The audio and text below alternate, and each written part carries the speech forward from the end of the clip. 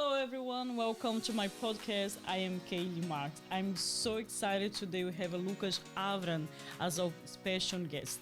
Lucas is the host of The Club, an English show on the Radio Kanal Barcelona. Stay there. We'll be back in less than 10 seconds.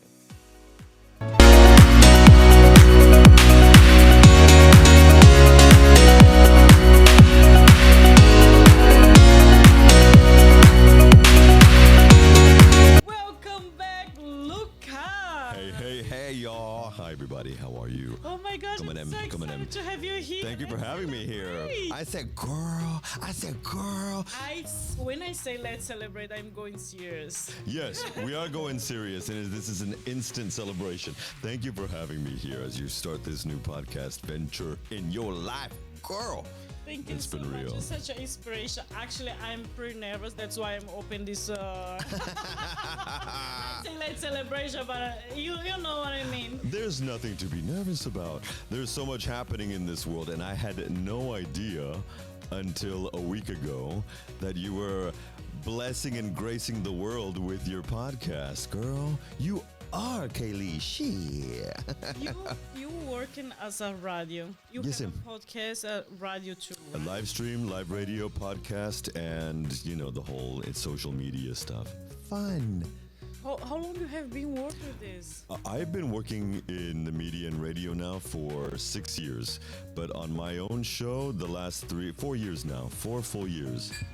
Hey, you hear that?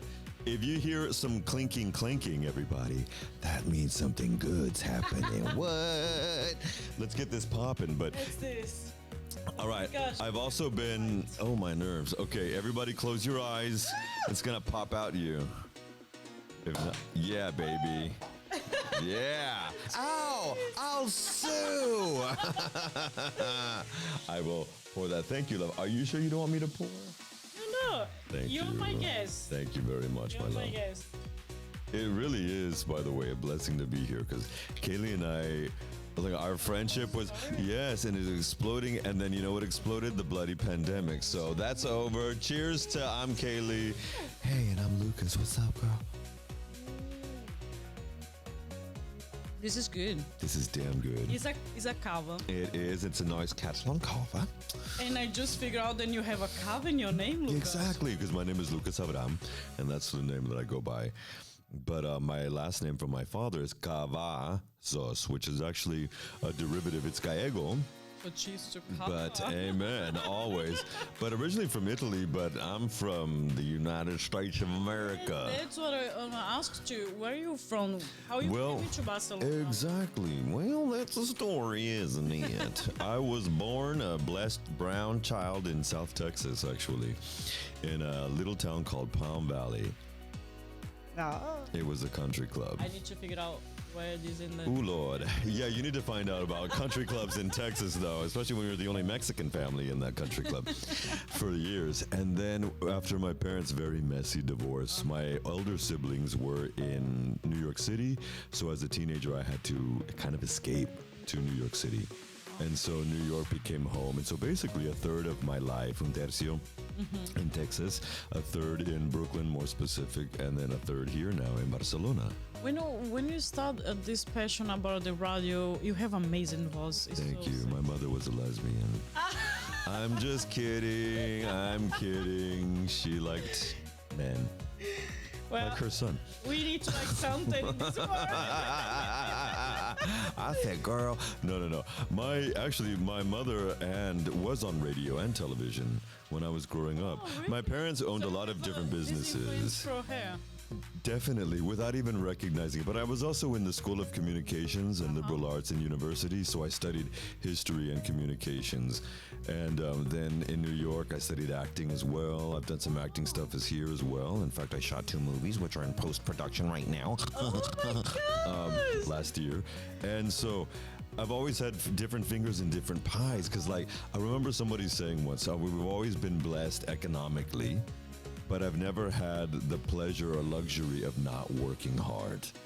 And that is a factor. And that's something that my parents taught us, because we were blessed growing up, economically, but we put the fun in dysfunctional family as well growing up. Entonces there was a lot of quick growing up. You know, you have to mature.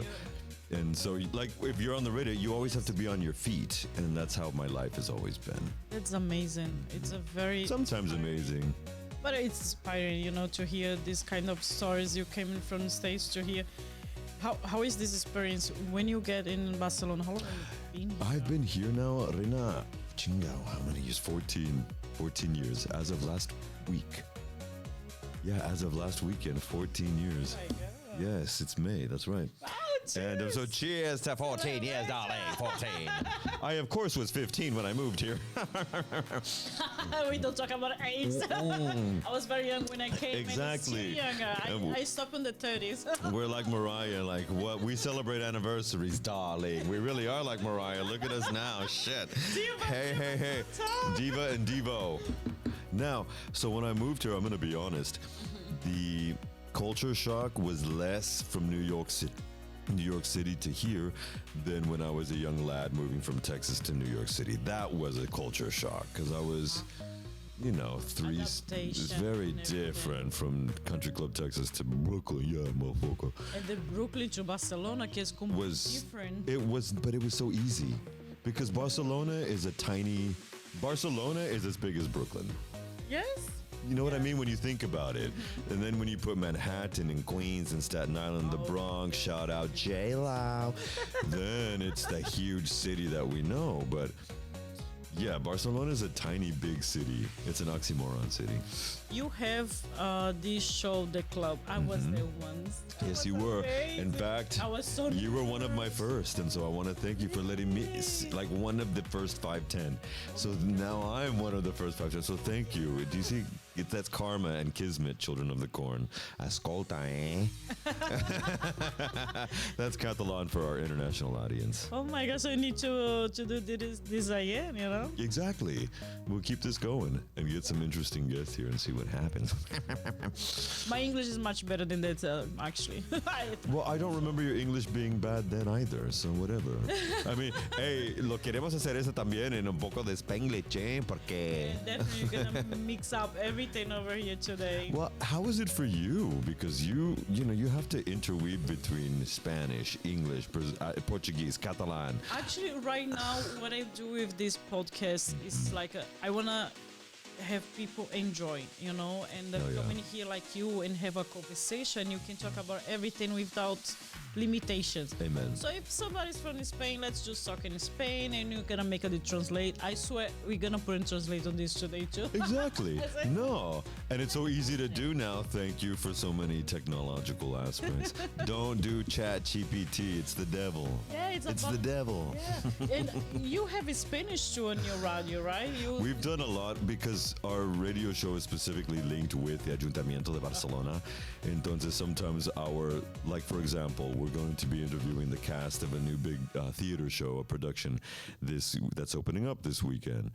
And they're going to do some in English, some in Catalan, some in Spanish. So we're doing a Catalèche show. Oh, you speak Catalan? I tant que puc parlar, eh? Perfectament, com la meva gent, no? Però, i tant. Que Dios! I think it's really important because of where we live, you know. Get inside, be part of the environment. Because we're part of it. And as I work in education and journalism, it helps. It really does. You, at that time, you have been writer for a magazine. You still write it? I actually just did a review for them last week. I've written for years. I was writing for Barcelona Metropolitan Magazine, Metropolitan Barcelona Magazine, as well as some stuff for Catalonia Today out in Girona, which is run by Marcela Topor, the wife of Carles Puigdemont, and I will say no more. And so, yes, but a lot of that ended with the pandemic. I'm not going to lie, a lot of things. But you know what continued? My show, because I had just started my show months before the pandemic, and now we're in season 4. Wow. Moving into season 5 now, so yeah. That's fascinating. You just talking about then you have 2 movies. Tell me about little bits, because one of the things about, and you're going to discover this too, girl, because I'm not as pretty as you. It's true. But one of the things that happens when you're consistently, because what I focus on a lot is interviewing people who are doing something related to entertainment and learning here specifically. So it really focuses on actors, musicians, creators, directors, writers. And when they come on the show and they realize I have a background with certain things as well as acting, you know what? You'd be good for this. And so that's how it's happened. Honestly, and one of them is in, I said post, one of them is in pre-production. We've done some filming. We're going to continue in the latter part of this year. The other film is actually called La Corriente, and it's doing the film festival circuit in the United States. Is it still One of the first one is not. It's in the film festival circuits right now in the United States. And it's called La Corriente by director Jesus Lloveras, who's a local actor and creator. He's also been in The Money Heist as well, La Casa de Papel. What do you do? What do you do? I'm the first person, if the edit is still there, I'm the first person you see who's going to be doing this. I'm literally pouring drinks. I'm a bartender. And we filmed this during the pandemic, which was, I have to give Jesus a shout out too, because this was the first film that was recorded throughout 20 to 21 during the pandemic in Ibiza. And this is an empty Ibiza. You've never seen the Balearic Islands like this, and he was the first one to get, so it's going to be a very interesting thing. One of the actresses that's in it, the name of the movie? The movie is called La Corriente, the current. And I should be doing a red carpet here. Well, something's going to happen because the film it's actually won some awards in the film festival circuit. So I'm really happy. And he's still there in the United States. So shout out Jesus Lloveras. And the other one is based on, it's the first feature film that this documentary director named Miles Roston of Ethan Films. In fact, his last documentary was actually part of the candidature for the Goyas. For Best Documentary is called Los Subversivos, and I highly recommend it. It's a governmental political documentary thriller, and it's bloody brilliant. And he's working on his first feature film that's looking at, and I won't say much about it 'cause I can't, but what if fascist governments took over Europe again in 2023? That's the idea of it. And since we're living in a world where things like this are trickling down to happen, it's a very poignant idea. Well, the good thing is you are very open, you're not just on this box doing you open. But I'm not a whore. No, of course not. The devil made me say that. Or the vino, one day. But that's the good thing. You're open for doing all these characters and getting inside of new jobs, new experience. How you feel doing all this? I feel like I grew up in New York City in a way. And what you learn, even side of you, the hustle, it's more than just a song by Van McCoy. Because if kids today don't learn how to really work in the hustle and understand that, yes, you have to study, but you may have to also work as at a home while you're getting your degree and do something that's, I put it to them. I do a lot of university preparation as well for Cambridge testing and things. And one of the things I tell my uni students is, in the early 1970s, when your parents were little or just born, the world from when Jesus created it, or God or whatever, from when the world began to the early 70s, we created just over 4 billion people. 2,000 years. And from the early 70s to 50 years later, we've doubled that. So the type of hustle, the necessity of understanding to work and that ambition is going to be very elevated for those who are teens, your children, for example, who are younger than teens. But for the world that they're encountering is very different from those of us in our forever 20s and 30s who, came about in the work world during the millennium. When you have to be ready to go. And unfortunately, the statistic here in Spain is that over 60% of 30-year-olds still live with their parents. Yeah. Or grandparents in this country, and nearly 15% or over 15% of 40-year-olds live with their family still.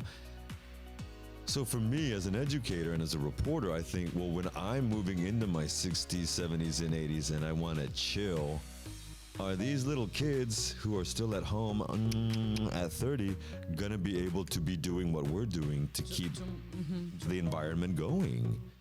And so that's why it's very important to have our kids prepared. I think. Talking about our kids. Please, excuse me. No. I love to hear. Flow, mama, flow. Perdóname. Talking about our kids to grow, to have learned everything. What you have been learning in Barcelona then makes you grow and see patience. Patience. Yeah, baby Jesus loves patience. I coming from where I come from, I mean, my family was also very type A. They always owned their own businesses, whether we were in Texas or New York. And so I've always also run my own stuff or aided running businesses. And I'm a Taurus Leo and very active, extrovert. And so sometimes, I have been guilty of throwing grandma down the stairs to catch the train here. So she didn't die. She's fine. Your people don't die here in Spain. But, hot damn. But that's why I moved here, so I'll never die. Never. But I've learned patience and I've learned tenacity. Tenacidad. To keep it going, be consistent. Consistency is key. And I want everybody to learn that. If you're 18 or 89, be consistent and if you're gonna mess up, just let somebody know, kids. Text them, since you can't call anymore. Lazy ass motherfuckers. Text them, just say, you know what, I'm running late, excuse me, just, like I did. Like, what the hell? Be the kind of person that you would want to date. That's another thing I've learned. Talking about a date, you have been personal stuff. Let's talk about your lovers. Have you found a nice Spanish lover here? I found a beautiful Spanish man. Yes, I did. And unfortunately, it didn't work out.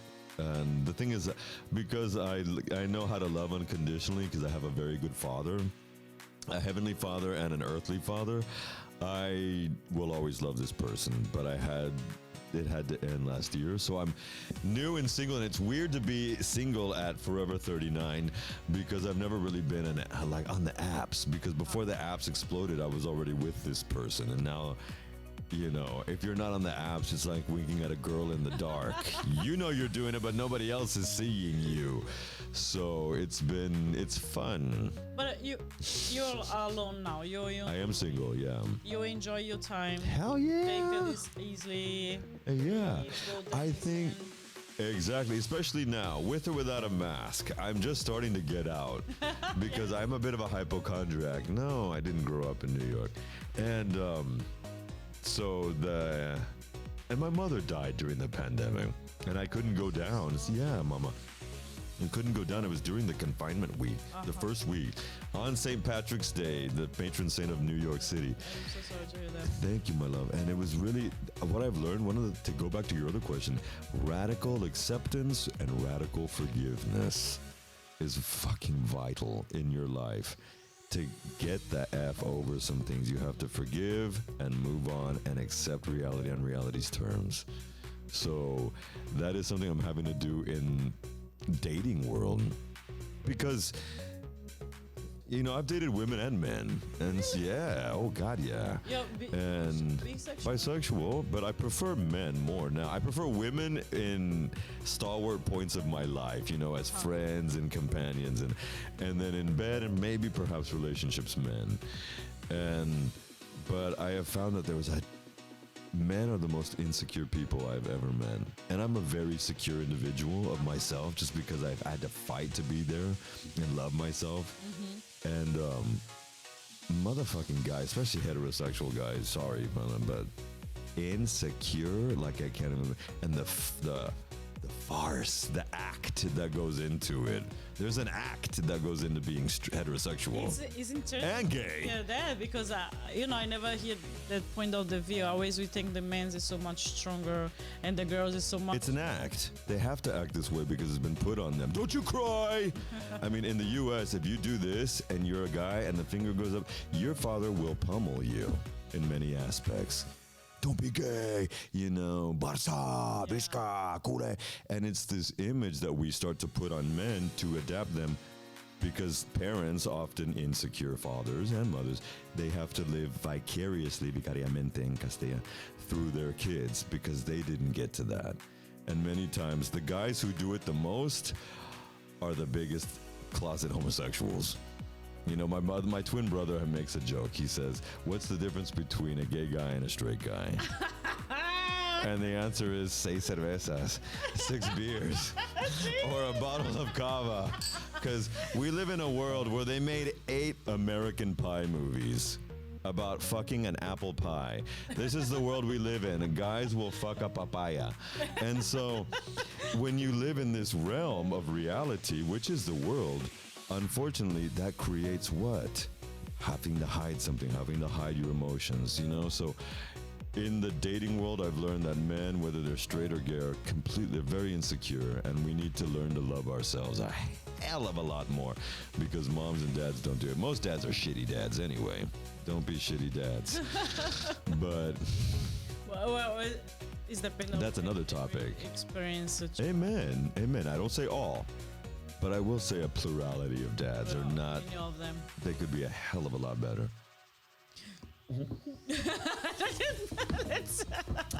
I said Jesus. And now we're going to take a break for our sponsors. I love that voice. I remember when I called you last week, you say something about the baby girl. What was that? Oh, my baby girl. That's my doggy, y'all. She was, yeah, my baby girl's my dog. She's my bitch, y'all. She's the definition. She's good. She was on her period. It was dramatic. It's a girl. I've always had black little bitches. Always. Mm-hmm. I have a little girl now. How old is the baby? 3 years. Mine just turned 6. It's time to have the... Yeah, I procrastinated because of the pandemic, and now we're out of it, so there's no more excuses, so... But you buy her for the dog for the in the pit? No, she was given to me by my friend / veterinarian. He was like, "Hey, I have a surprise." My baby had died. She was almost 18, my other one, when she passed. And so 3 years went by, and then he gifted me this baby. And the dog is the best. It's an unconditional love. I'll always say I learned a lot about how to love unconditionally from my dad. They give us so much. And from my dogs. From my mysteries. Of mystery 1, 2, and this is mystery 3. Literally. Keep the name. Life is a mystery. I mean, Madonna said it. Exactly. Talking about mysteries, have you discovered some mysteries on your interviews, how you talk to people? I have. For you? I have. And a lot of the mysteries come from interviews that led to Lucas being a nerd in Pollon and doing some research. In 1830, really quickly, in 1830, England, the United Kingdom, stopped their slave trade. And now the thing was, as we know, since we come from Latin countries and backgrounds, the slave trades the mercantile was already going on. So in 1830, from one day to the next, England could no longer do any of this business. So 2 businessmen in another part of the world, very still connected to the UK, said, "Sabes qué?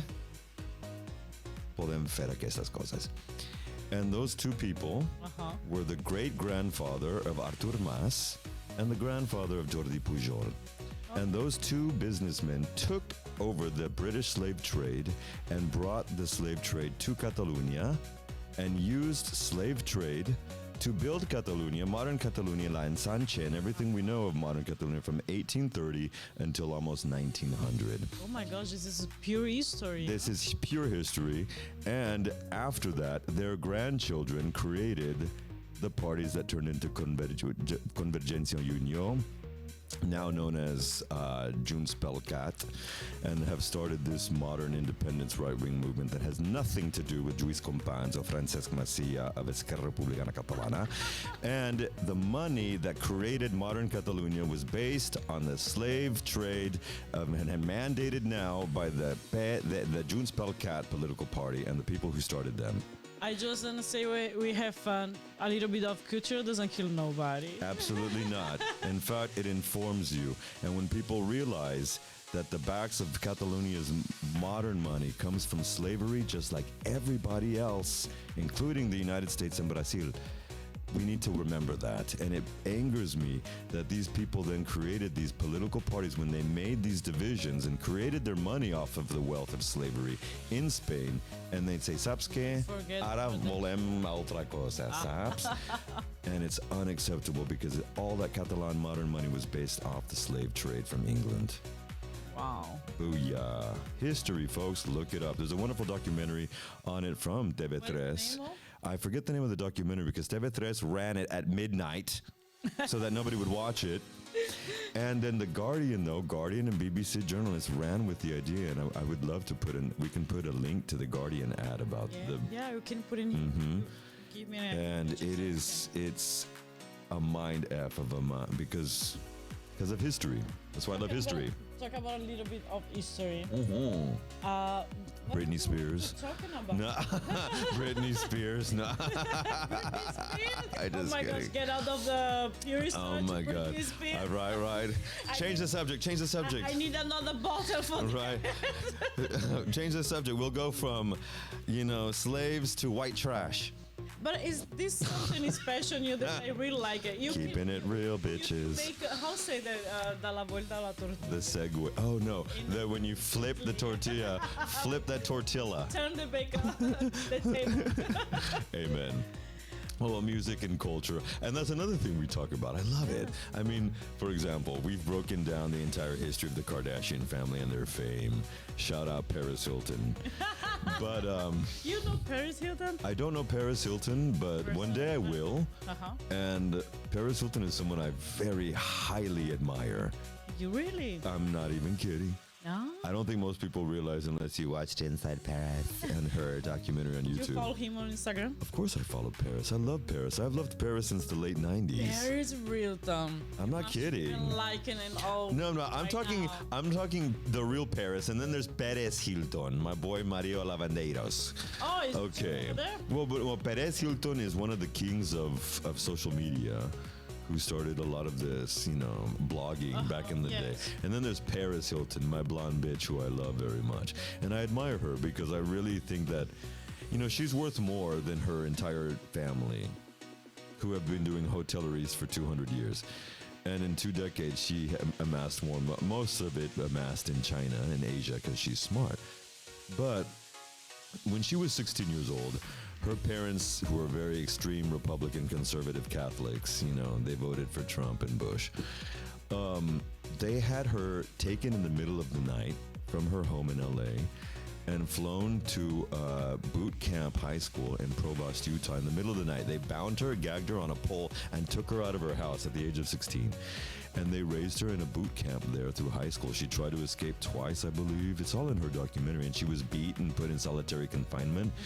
And so that's how she finished her high school. And then she said, fuck LA, I'm not going back there. I'm going to New York, where I was born, because she was born in New York. Shout out my city. And she asked Grandpa before he passed for a little bit of, and she started her socialite career. Oh. And then when she was dating, I believe it was one of the sons or a friend of Rod Stewart or something, he filmed a video of them and released it without her knowledge, and he called it One Night in Paris, and she thought her little career at 21 was over. And instead she converted it into a social media juggernaut, and I admire Paris Hilton. Most people, when I say that, would never think that, but I think she's a badass in Paris. If we ever get to do a podcast together, I will make you laugh your ass off. I love you, sister. Secrets of you. It is, but I admire her and her tenacity, and she's someone who's also forever 39, like myself, who come from a certain age where I don't think my generation fits in very well in certain aspects because... Well, but I know it's getting better. People start to accept and more, Exactly, but we're not millennial, but we're not Gen X, but we are. And so we're this thing called Zennials, and it's... What is this now, binario, or how say that, there's a lot of words for the new... For sexuality stuff. Yes. Oh, well, that's something completely different, but... But I mean millennial. Now we have pandemials. Oh my God. Yeah, anyone born after 2018, but before 20... Those are going to be the pandemials. the ones Who were like, born in 2019 to 2022 will be the pandemial babies, and they're gonna have a whole other world because then we have. I felt stupid. Now you're talking something about completely different. Well, that's why I'm a nerd. That's why we're nerds drinking kava. You have a. I'm not a nerd. I'm a dork because I'm a good looking. I would say you're the most. Yeah, instead I would say you're the most sexy nerd that I have. Thank you. I'm not gonna say should we judge for wind resistance, but. Hey, my first boyfriend was a nerd, a complete nerd. He has a long hair, He has hair. Everybody has hair, except me. And my husband's a bald. Oh, I love it. Can I have some? But the thing, what I try to say is, the nerds, they have something special. Of course. I feel like I have my nerd inside of myself too. I think everybody has a little nerd that we have to try to hide. My only thing is, in this country, I found that nerddom or dorkdom, I call myself more of a dork. But dorkdom seems to only run into like freakies of anime and funky and just like weird things that like, okay. Put in people's name, like you're binary or you're nerd, because I think we are kind of different. Everybody are different. U.S. Americans, we do that. Oh, he's. He's borderline stage 2 comorbid with narcissistic personality disorder. Like we and we do that. But this is more like Jesus makes us do that. Of I saw this on the marketing school. Yes, sir. Yes, ma'am. You make these groups of people and you mark what they are, and then you know how to sell. And you target that niche audience. Exactly. Now, I worked in marketing in New York City. Basically, I think that's why people make these stereotypes of people to work and how to sell for them. It's, right? There's a line that always stuck with me from Sex and the City, from Samantha. And she said, it's the way that God and Madison Avenue intended. And Madison Avenue is where all the marketing and advertising firms traded, in the early 1900s. And they really do dictate what's going on. When we were born 29 years ago, there were literally hundreds of smaller independent record labels of making music. There are 4 now. There are 4 corporations that run everything. BMG, Sony, Universal, I forget all of them. And all the little ones are under them now. So this idea, everything's been homogenized. And that's one of the things that I want my business clients, my students, my uni, my batch kids to realize is you have to be ready to hustle and think outside the box. And that goes for everybody. Look what you do. I have seen you segue through a myriad of different things and raising 2 kids. So I don't want to hear it anymore, children. If we can do it, you can do it. Get to work, bitch. Let's talk a little bit about you now. Let's get personal. Okay. How you see your plans now for your future? For my future? Do you have anything? Always. Part of the movie? What is coming? Well, right now, like we were talking before the recording, thankfully my show has been able to grow very organically. And this week I was pulled aside by the director and owner of the station. And he's like, I believe in you and we need to do more. So I'm moving into a marketing platform for this. So anybody that wants to do some marketing within the confines of Spain, you need to talk to me because I mandate English radio. And I really, really loved it. It would be a blessing to one day be the voice in English for Spain. Because it's always been an English or British person, and I don't see why there can't be a U.S. American who also has Spanish background. But anyway, that goes without saying. I'm also working on a lot of creative projects of writing stuff, as well as managing the city's oldest private English language academy, and then running English radio as well. And so I have a lot of business clients as well. So it's always fluid and work driven, my future, because I believe that helping others helps. I believe we're all in the service industry, no matter what we're doing. This little podcast, whatever, it's some line that we're saying is going to affect somebody to think or do something. And my daddy raised me to think, no, if a doctor doesn't have sick patients, there's no need for his services. If people aren't hungry, like we were just before, there's no need for supermarkets and restaurants. Everybody's in a service industry. We just get paid differently. So I want people to, come into, that's my realization of things. Keep servicing others, make a little bit of money for yourself or a lot. And keep helping others. That's my future. And writing. I really want to see myself moving into my 40s, 50s, 60s, doing what I'm doing, but more getting paid for the writing and the work that I'm doing. So I'm working on a really interesting, and I'm going to speak this by faith, but TV series that's an amalgamation of my life growing up as the only Latino family in a country club in South Texas, and then being thrown into New York City, but also surviving, a very abusive childhood. And I want to talk about that because a lot of it goes back to, unfortunately, right-wing conservatism that's, I feel, destroying the world as we know it. But that's another story for another podcast day. Another podcast, for sure. It's amazing to have you here. Thank you so much, Mama. Would you give us advice? Because I am I cannot talk, and it's not because I want to hear so much from you. I'm learning from much. So we have to do a part 2, my love. And it's to have you. It's just like, oh my God, so much information. Keep it. I'm like a Duran Duran album from 1992. So, what is your advice for somebody that's starting new on this radio stuff, on podcast? What's your advice? Anything that's going to be in the creative world, my advice to you specifically would be start saying yes. For everything? Not for everything, but you may have to learn some good gag reflex. I'm just saying. But no, start saying yes, discerning. And honestly, until you really start knowing, accepting, and loving yourself, you're never going to be that secure.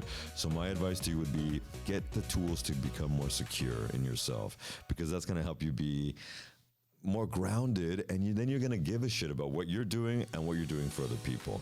So if you're just doing it to be rich and famous, it's going to a billion people are doing that, and ain't nobody got time for that.